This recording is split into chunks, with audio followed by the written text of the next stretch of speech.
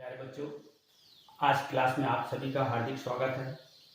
पिछली क्लास में हमने शेषफल प्रमेय पढ़ा था। आज आप लोगों को मैं गुणनखंड प्रमेय पढ़ाऊंगा। गुणनखंड प्रमेय जो होता है वो शेषफल प्रमेय का ही विस्तारित रूप है। शेषफल प्रमेय में हमने पढ़ा था कि यदि किसी भाज्य में यदि भाजक का भाग करते हैं, अर्थात f(x) में यदि x-a का भाग करते हैं तो fa जो आता है वही शेषफल होता है। इसमें हम पढ़ेंगे यदि किसी भाज्य में यदि भाजक का भाग करते हैं, यदि शेषफल शून्य आता है तो x जो भाजक होगा वो भाज्य का गुणनखंड होगा। अर्थात हम बोल सकते हैं यदि हम f(x) में यदि x-a का भाग करते हैं तो यदि f = 0 आता है तो x-a जो होगा वो f(x) का एक गुणनखंड होगा।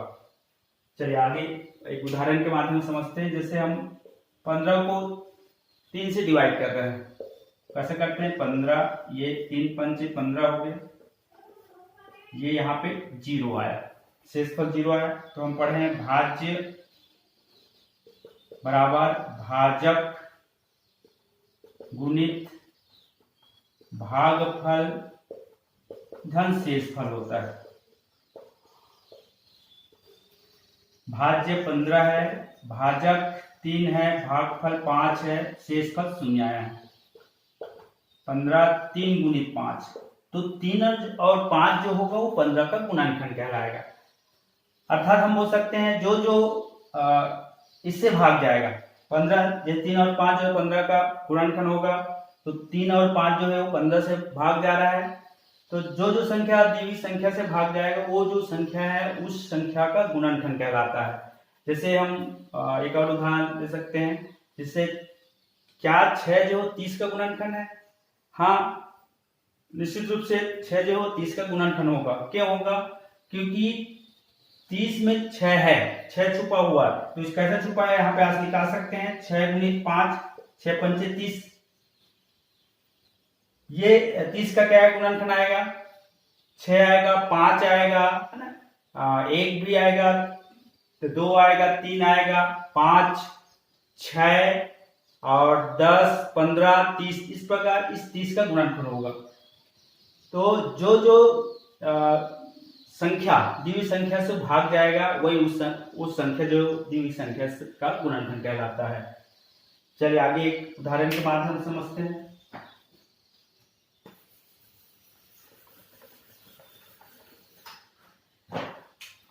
क्या x-4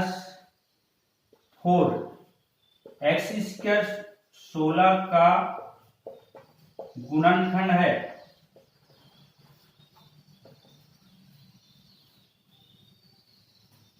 क्या x-4 x² 16 का गुणनखंड है? चलिए देखते हैं। सबसे पहले तो हम इसको डिवाइड करके देखते हैं। x² - 16 कितना आता है शेषफल? x² को x से डिवाइड करेंगे, x प्राप्त होगा, ये x हो गया, x को x से मल्टीप्लाई करेंगे, x² - 4x, ये माइनस होगा, ये प्लस हो जाएगा, ये दोनों कट जाएगा। 4x पहले लिखेंगे प्लस 4x - 16, इस प्रकार, और 4x को फिर x से डिवाइड करेंगे, 4 आएगा, प्लस 4, और 4 को x से मल्टीप्लाई करेंगे, 4x होगा, माइनस 16 हो जाएगा, ये प्लस, ये माइनस होगा, ये प्लस हो जाएगा, माइनस प्लस कट जाएगा, यहाँ पे शेषफल 0, दोनों कटेगा, ये कटा 0 आ गया।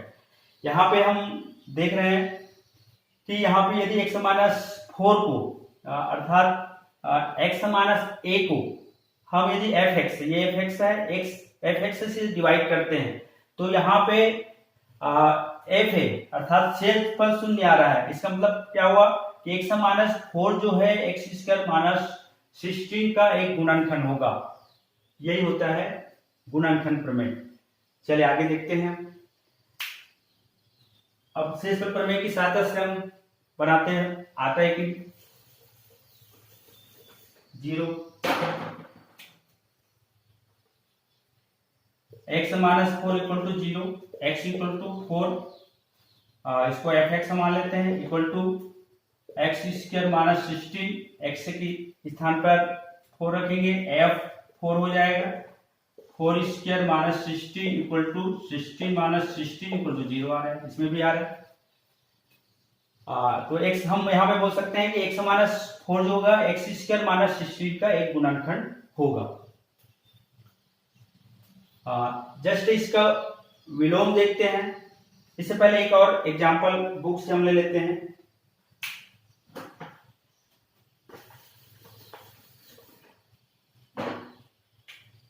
क्या x माइनस 2 बहुपद px equal to x square minus 3x x cube minus 3x square plus 4x plus 4x minus 4 का एक गुणनखंड है। x माइनस 2 जो है बहुपद px equal to x cube minus 3x square plus 4x minus 4 का एक गुणनखंड है। तो प्रमेय क्या कहता है, यदि हम इस भाज्य को भाजक से यदि डिवाइड करते हैं, यदि शेषफल शून्य आता है, तब हम बोलेंगे x माइनस 2 जो है इस बहुपद का इस भाज्य का गुणनखंड होगा। तो शेषफल प्रमेय का ही उपयोग करेंगे। चलिए शेषफल प्रमेय का उपयोग करते हैं। यदि 0 आ जाता है तो x माइनस 2 अर्थात जो भाजक होगा वो भाज्य का गुणनखंड होगा। तो शेषफल प्रमेय का उपयोग करेंगे। शेषफल प्रमेय से x माइनस 2 इक्वल टू 0 कर देंगे, x का वैल्यू निकाल लेंगे, x इक्वल टू 2 हो जाएगा। इस x की वैल्यू को यहाँ पे रखेंगे, p2 equal to x cube x के स्थान पे 2 टू दी पावर 3 हो जाएगा, माइनस 3 एक्स के स्थान पे 2 to the power 2 plus 4 into 2 minus 4। चलिए इसका टू दी पावर 3 का 8 हो जाएगा, माइनस 3 2 का स्क्वायर होगा 4 प्लस 4 दूनी 8 हो जाएगा, माइनस 4। पहले मल्टीप्लाई कर देते हैं, 4 तिया 12 होगा प्लस 8 माइनस 4। चलिए प्लस प्लस को पहले जोड़ देते हैं, 8 और 8 16 हो जाएगा, माइनस माइनस को भी जोड़ देते हैं, ये 16 हो जाएगा, 16 में 16 माइनस करेंगे 0 आएगा। तो यहाँ पे हम शेषफल प्रमेय से हम देख रहे हैं कि शेष P2 जो होगा अर्थात शेषफल होगा वो शून्य आ रहा है। इसका मतलब क्या हुआ, x माइनस 2 जो होगा ये भाज्य का एक गुणनखंड होगा। चलिए अब इस गुणनखंड प्रमेय का विलोम देखते हैं। यदि x माइनस a f(x) का एक गुणनखंड हो तो शेषफल शून्य होता है, अर्थात भाजक भाज्य का गुणनखंड है तो शेषफल शून्य होगा। जैसे हम बोल रहे 3 जो है वो 18 का गुणनखंड है। इसका मतलब हुआ कि 3 जो है वो 18 से पूरी तरह भाग चला जाएगा, अर्थात शेषफल हो शून्य होगा। शेषफल यहाँ पे शून्य आ रहा है। हम या फिर हम बोल सकते हैं यदि भाजक भाज्य का गुणनखंड है तो निश्चित रूप से शेषफल होगा वो शून्य आएगा। चलिए एक सवाल लेते हैं प्रश्नावली से। प्रश्न a का मान ज्ञात कीजिए, a का मान ज्ञात कीजिए यदि gx px का गुणनखंड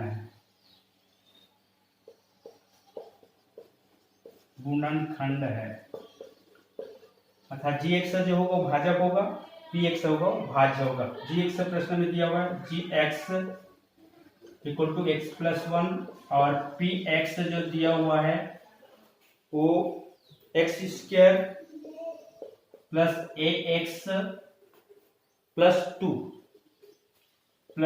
ये दिया हुआ प्रश्न में। फिर से देख लीजिए, a का मान ज्ञात कीजिए यदि gx px का एक गुणनखंड है। तो सेम विलोम है, यदि भाज्य भाजक का गुणनखंड है तो शेषफल शून्य होगा। सबसे पहले तो शेषफल प्रमेय से हम इसका शेषफल कितना प्राप्त होगा उसको निकाल लेते हैं। x प्लस 1 को 0 कर लेते हैं, ये आएगा x इक्वल टू -1।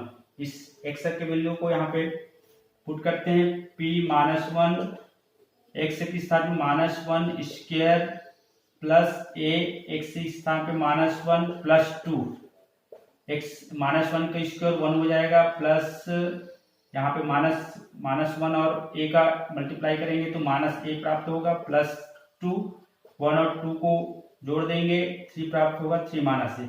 यहाँ पे p -1 जो होगा अर्थात शेषफल 3 -1 प्राप्त हुआ।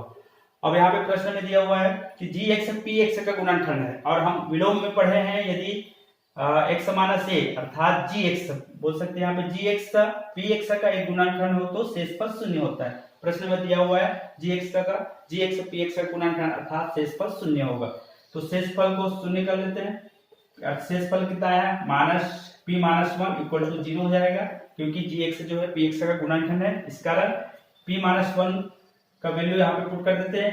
3 -a इक्वल टू 0, a को इधर शिफ्ट कर देते हैं, पक्षांतर कर देते हैं, 3 इक्वल टू a आया, a का वैल्यू जो आएगा वो 3 आएगा। इस प्रकार हम इस विलोम से सवाल कर सकते हैं। आज क्लास में बस इतना। आप सभी को आज का वीडियो देखने के लिए बहुत बहुत धन्यवाद।